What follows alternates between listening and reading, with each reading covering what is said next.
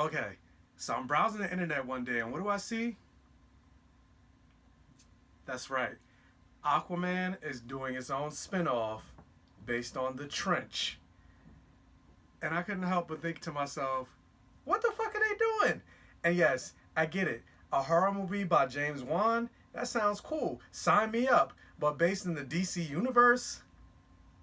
No. And it's not that I fundamentally have a problem with them doing a movie based in The Trench. I think, honestly, if you do it right, especially with it coming from James Wan, it could probably be a pretty cool movie. But my biggest issue with it is you're approving an Aquaman Trench movie, or rather, not even Aquaman, you're approving a Trench movie before Man of Steel 2.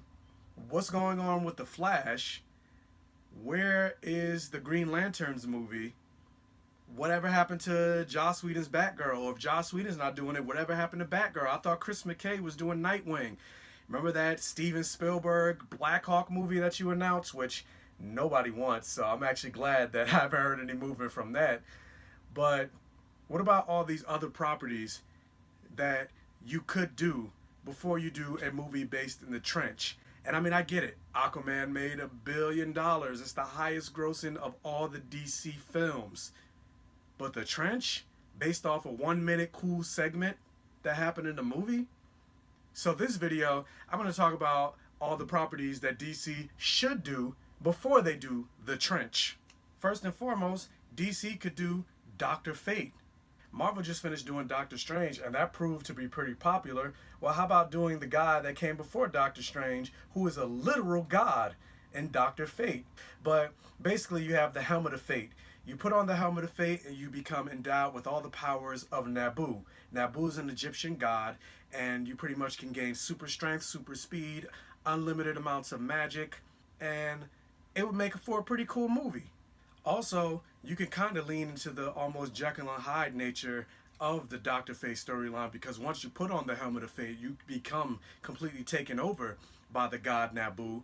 And if you want to go the Young Justice route, if you're familiar with Young Justice, you could probably create a tragic story where once whomever puts on the Helmet of Fate, then they are completely taken over, and the life that that person used to live is now being ignored, and now that person has a daughter living at home wishing to see their father, or seeing their father right there fighting crime, but it's not really their father, and they really only get to see their father once a year. Check out Young Justice on the DC streaming service to get more information for that. It's pretty cool what they've been doing with the Zatanna Dr. Fate storyline. Speaking of magic, another character that they could possibly do is John Constantine.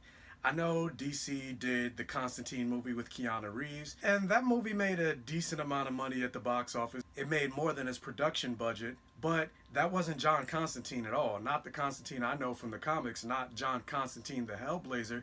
So yeah, if you take the trench coat wearing, cigarette smoking, foul mouth talking, magical sorcerer John Constantine, which I'm like, after seeing Matt Ryan's performance from the Constantine show to Arrow and now Legends of Tomorrow, which I don't really watch anymore, I can't see anybody else playing John Constantine but Matt Ryan. But I'm pretty sure if you don't want to go the Matt Ryan route, you could probably get a pretty good actor playing John Constantine. But if you do the Constantine character justice, I'm pretty sure you could have a very good movie put in the DC universe and see certain segments of the DC universe that you don't get to see in these other movies. And on top of that, considering Constantine is one of the most prominent bisexual characters in comics, then you'll be able to attract more news for your movie, because it'll be like the DCEU is doing one of the first male bisexual superhero movies. And since John Constantine does technically always work alone, for some reason, since you see Spike, my Spike toy in the background,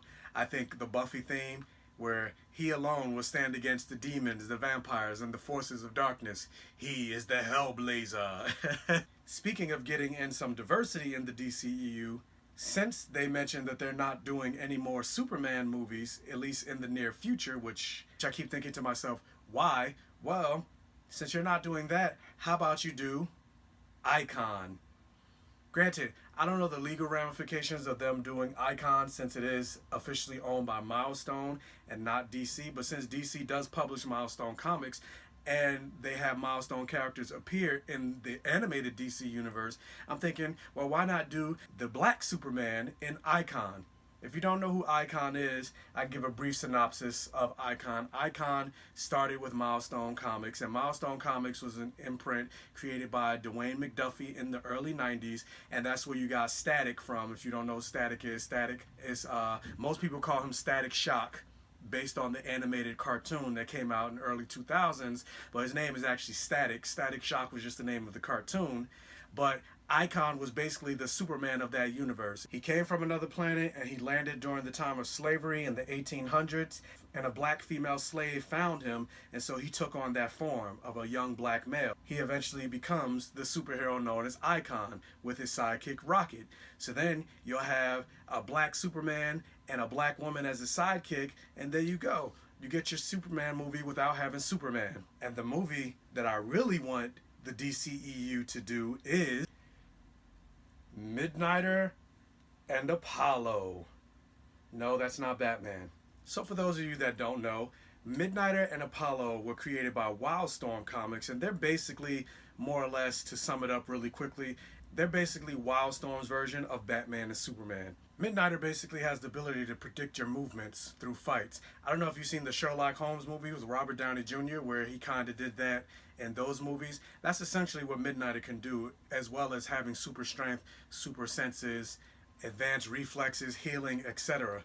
And his husband, Apollo, is basically like Superman in the sense that he gets his powers from the sun, but the thing that makes him different from Superman, even though Superman absorbs his power from solar radiation as well, Apollo is more directly tied to the sun, where if the sun goes down, he starts to lose his powers. Almost kind of like Escanor from Seven Deadly Sins. Cruel sun. That's kind of what Apollo is. And they are two super badass characters. If you haven't checked out the Midnighter books and the Midnighter and Apollo books by Steve Orlando, definitely check those out. There's also the Midnighter Omnibus that I suggest checking out too. I think those two would be very cool characters to do, especially in the world where you saw Deadpool, a rated R superhero movie, made all of this money. It was pretty popular. It became part of the cultural zeitgeist. Midnighter and Apollo could do that same thing. And then I can see the headlines now. The DCEU does first gay superhero movie. They could jump on the ballpark with that, especially since they were the first to do Wonder Woman and doing the first female superhero in the modern age. They could be on the same ballpark and be ahead of Marvel in the sense that they could do the first gay superhero movie. Now granted, it is the DCEU, and DCEU has had its problems. Man of Steel, Justice League, Suicide Squad.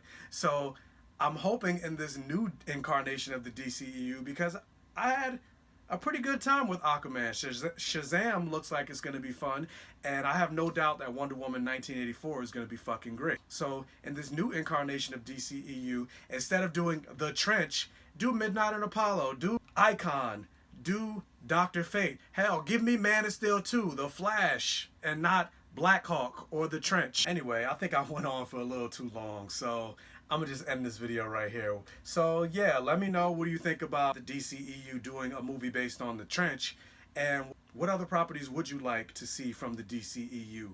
And what do you think about my idea of them doing a Midnight and Apollo movie? Let me know in the comment section below.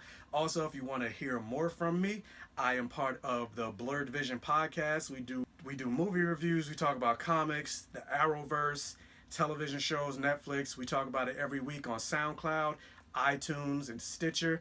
That's the Blurred Vision podcast, BLERD Vision podcast. You can find me on Instagram, BlackGayComicGeek.